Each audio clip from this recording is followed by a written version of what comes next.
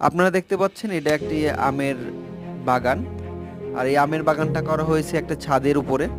আপনারা চাইলে সুন্দর করে আপনারাও আপনার ছাদের উপরে এরকম সুন্দর একটা বাগান করতে পারেন। আর এরকম বাগান করলেই হবে না, সুন্দর সুন্দর আমের জাত সিলেক্ট করতে হবে, বাছাই করতে হবে। বাছাই করে সুন্দরভাবে এনে বাসার ছাদে লাগানোর পরে পরিচর্যা করতে হবে। আর পরিচর্যা না করলে কিন্তু সুন্দর সুন্দর ফল খাইতে পারবেন না। সে ঢাকা শহরে আসলে আমের বাগান করা সম্ভব না, তবে আপনারা যদি ছাদে চান এরকম বাগান করা আসলে সম্ভব। আর বাগান করার পরে আসলে আপনারা যদি পরিচর্যা করেন তাহলে কিন্তু অবশ্যই অনেক সুন্দর সুন্দর ফল খেতে পারবেন। আর আসলে আমার কথা থাকবে, আপনারা অবশ্যই এরকম একটা বাগান করবেন।